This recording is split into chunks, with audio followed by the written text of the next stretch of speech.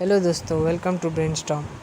क्या आपको पता है अंधे लोग काला चश्मा क्यों पहनते हैं और ताज़ा चाय पर इस तरह की तय क्यों जमती है, और इसके अलावा यूएसबी केबल पर 2 होल्स क्यों बनाए जाते हैं? आज की वीडियो में मैं आपको ऐसी चीज़ों के बारे में बताने जा रहा हूँ जिनको हम डेली देखते तो हैं, मगर इसको बनाने का असल मकसद बहुत ही कम लोगों को पता है।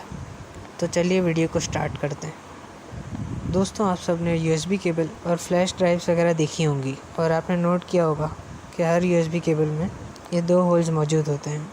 लेकिन क्या आप जानते हैं कि ये 2 होल्स किस लिए बनाए जाते हैं?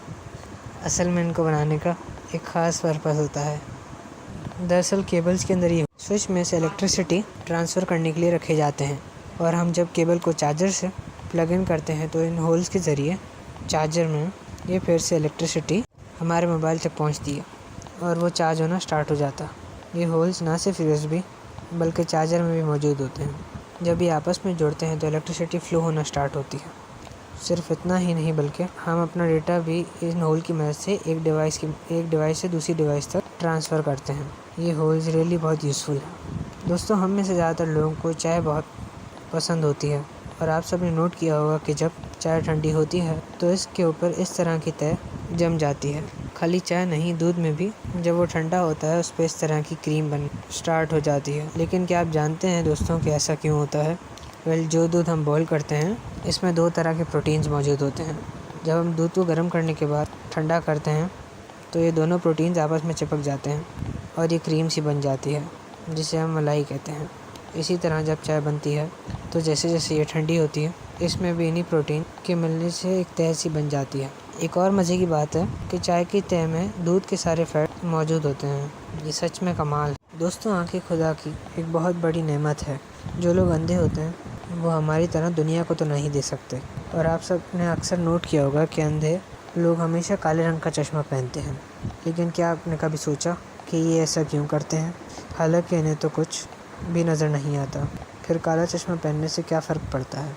असल में ब्लाइंड लोगों की आंखें रोशनी में बहुत ज़्यादा सेंसिटिव हो जाती है, ख़ास तौर पर जब वो घर से बाहर निकलते हैं और सूरज की रोशनी इनकी आंखों पर पड़ती है तो इन्हें जलन होना स्टार्ट हो जाती है, और इससे इन्हें इरिटेशन भी होती है। काला चश्मा पहनने का फ़ायदा ये है कि ये कलर रोशनी को जज़्ब कर लेता है और इससे आँखों तक पहुँचने से रोकता है, जिससे इनकी आँखों में जलन नहीं होती।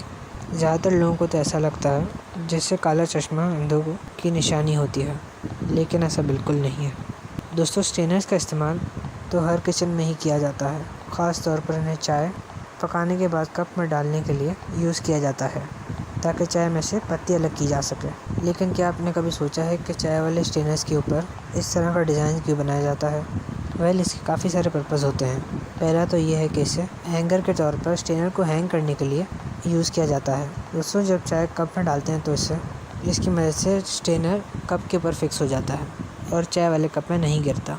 लेकिन इसके अलावा भी इन स्ट्रेनर्स को यह डिज़ाइन देने का एक और ख़ास मतलब भी होता है। जब इन स्ट्रेनर्स को बनाया जाता है तो इन्हें गोल शेप देते वक्त मशीन से प्रेस किया जाता है। अगर स्ट्रेनर्स को आगे से थोड़ा बाहर निकाल दिया जाए तो प्रेस करते वक्त टूटता नहीं है। इसी वजह से इसकी शेप ऐसे बना दी जाती है ताकि ये मैन्युफैक्चरिंग के दौरान डैमेज ना हो।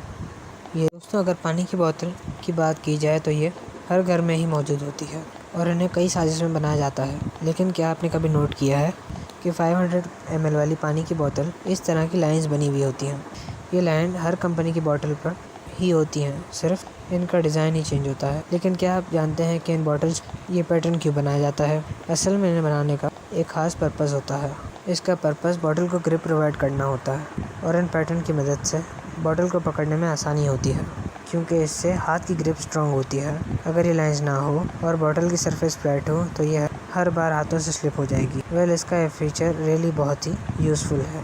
दोस्तों, आप सब फेस क्रीम तो यूज़ करते ही होंगे, और स्पेशली औरतें। ये जार की शक्ल में भी होती हैं और ट्यूब्स में भी मौजूद होती हैं। लेकिन क्या आपने कभी नोट किया है कि हर क्रीम के ट्यूब के एंड पर इस तरह का डिज़ाइन बना होता है? ज़्यादातर लोग ये सोचते हैं कि ये सिर्फ डिज़ाइन ही होता है और इसका कोई ख़ास पर्पस नहीं होता, लेकिन ऐसा बिल्कुल नहीं है। असल में इस डिज़ाइन की एक ख़ास पर्पस है। एक्चुअली जब क्रीम को इन ट्यूब्स में डालते हैं तो ये नीचे से बिल्कुल ओपन होती हैं।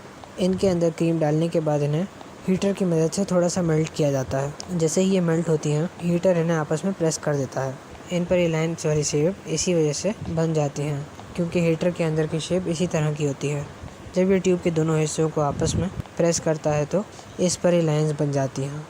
दोस्तों, अगर आप एक स्टूडेंट हैं तो आपने बहुत सी कंपनीज़ की बॉल पॉइंट्स यूज़ की होंगी और इनमें से कुछ बॉल पॉइंट्स के अंदर होल्डिंग वाली जगह पर इस तरह का रबड़ भी लगा हुआ देखा होता है। ज़्यादातर लोगों को लगता है कि ये रबड़ सिर्फ पेन को स्टाइलिश बनाने के लिए लगा होता है। इस रबड़ का कोई ख़ास पर्पस नहीं होता, लेकिन असल में इसे एक ख़ास मकसद के लिए बनाया जाता है।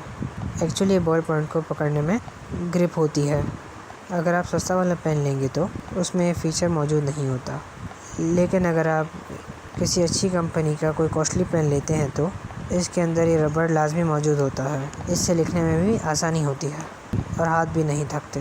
दोस्तों, आप सबके घर में पानी की टैंकी तो ज़रूर होगी और आपने ज़रूर नोट किया होगा कि ज़्यादातर पानी की टैंकी काली रंग की होती है।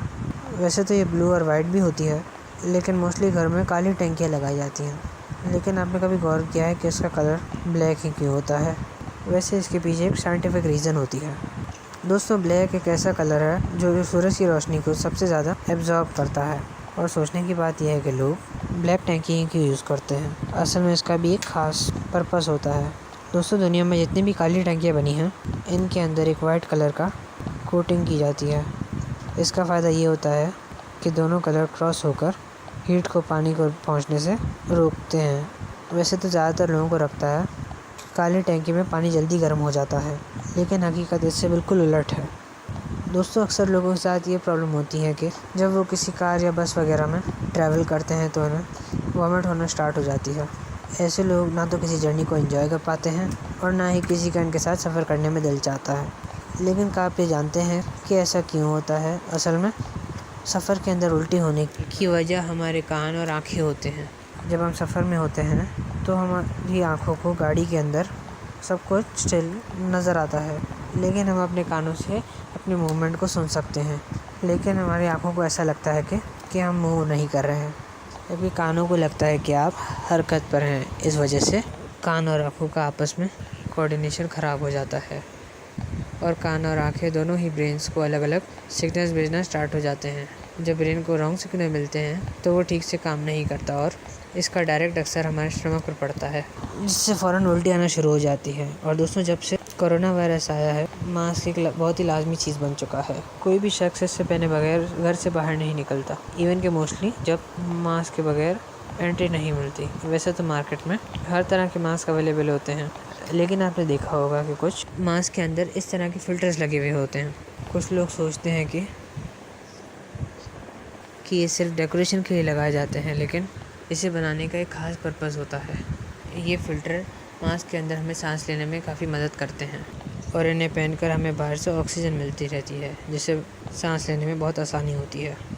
आमतौर पर नॉर्मल मास्क को अगर ज़्यादा देर तक पहना जाए तो इससे इरिटेशन होना स्टार्ट हो जाती है और सांस लेने में भी दिक्कत होती है। लेकिन इस तरह के मास्क को ज़्यादा देर तक इजीली पहना जा सकता है। दोस्तों, आप में से बहुत लोगों को फ्रेश जूस पसंद होता और बहुत से लोग ये जूस खुद ही घर पर बना लेते हैं और कुछ कैफेटेरिया में जाके पीते हैं। लेकिन आपने कभी नोट किया है कि जूस के बनने के बाद इस पर हमेशा इस तरह की झाग सी बन जाती है। चाहे आप किसी भी फ्रूट का जूस निकाल रहे हो, इस पर ये फोम लाजमी बन जाता है। लेकिन आप में से ज़्यादातर लोग ये बात नहीं जानते होंगे कि ये फोम असल में होता क्या है और क्यों बनता है। दरअसल आजकल जिस फ्रूट का भी जूस निकालना होता है उसे जूसर मशीन की वजह से निकाला जाता है। जब फ्रूट को जूसर में डालते हैं तो उसकी मोटर काम करना स्टार्ट हो जाती है, लेकिन जब ये मशीन तेज़ी से घूमती है तो इसमें लिक्विड जूस के साथ साथ हवा भी बनना स्टार्ट हो जाती है। ये जो फोम आप देख रहे हैं इसी हवा की वजह से क्रिएट होता है। ये रियली दोस्तों, आज के लिए बस इतना ही। अगर वीडियो अच्छी लगी तो सब्सक्राइब का बटन ज़रूर दबा दीजिएगा और आने वाली वीडियो के लिए बेल आइकन ज़रूर प्रेस कर दें। Thank you.